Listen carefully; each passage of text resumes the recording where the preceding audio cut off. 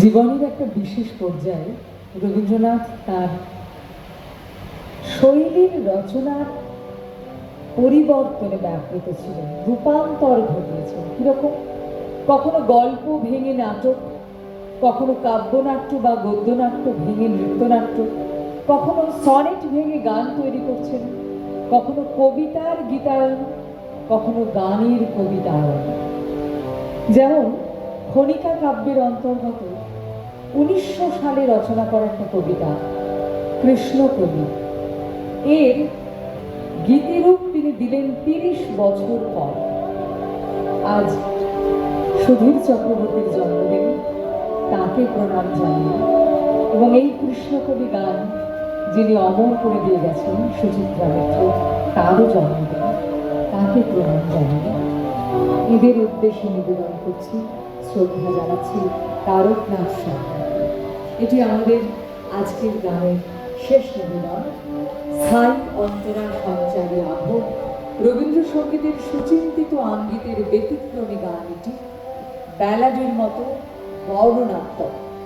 1931 সালে রবীন্দ্রনাথ এতে সুর দিয়েছিলেন কীর্তন ও নানা রাগিনীর মিশ্রণে। গানের ছন্দ ভেঙে আবৃত্তির ধরনটি বজায় ছিল। এটি আমাদের আজকের শেষ নিবেদন। সুচিত্রা মিত্রকে প্রণাম জানিয়ে, সুধীর চক্রবর্তীকে প্রণাম জানিয়ে আমি একটা কথা বলি, এই গানটা কিন্তু তালবদ্ধ ভাবেই কিন্তু স্বরলিপিতে আছে 13 নম্বর। এই মুক্ত ছন্দটা কিন্তু স্বরলিপিতে নেই, অর্ধ ছাঁপে। এখন আমার প্রথম আমি এটা রেকর্ড করি যখন, তখন আমার একটু সবসময় এক্সপেরিমেন্ট করা অভ্যেস, নতুন নতুন গান, নতুন নতুন তার।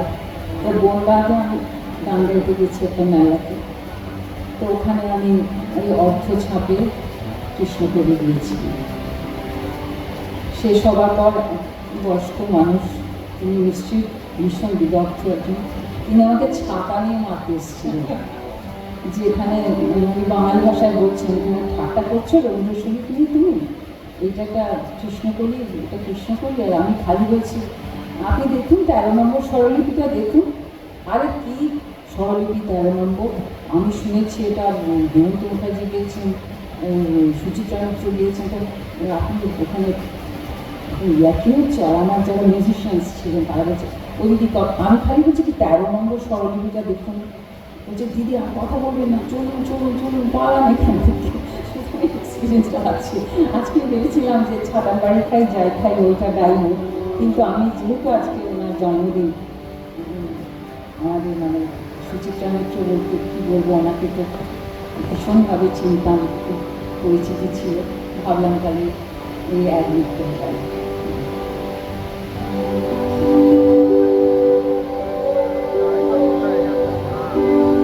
কৃষ্ণকলি আমি পারি বলবো, কৃষ্ণকলি আমি পারি বলবো, কালো কালো বলে মেঘনা দিনে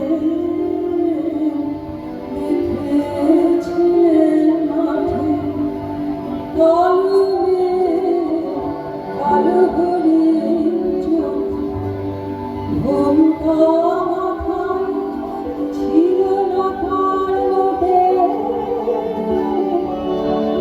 মুক্তদিন পিঠের পরে লোটে, ঘোমটা মাথায় ছিল না তার লোটে,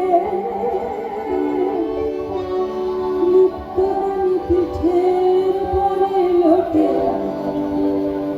কালো কাশে যতে কালো দেখেছি কালো হরিণ চোখ, কৃষ্ণকলি আমি পারি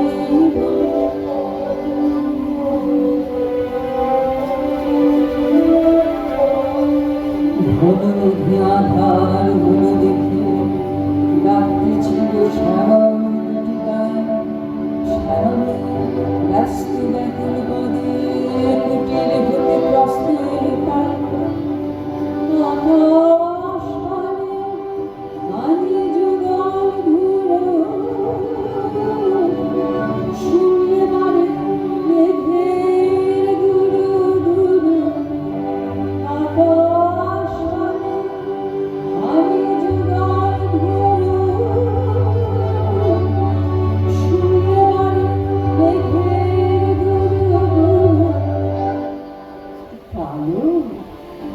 আকাশে রাতে কালো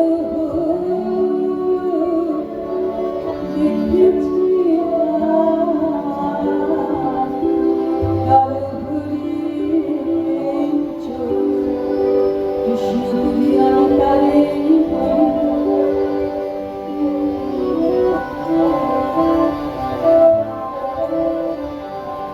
উড়ে বাতাস এলো হঠাৎ ধানের খেতে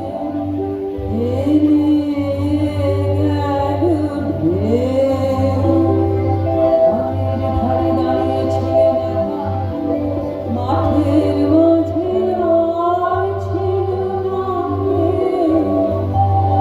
আমার পানে দেখলে কি নাচে আমি জানি আর জানে সে কালো কাশে যদি কালো দেখেছি কালো ঘুড়ির চোখ কৃষ্ণগুলি আমি তারে বলি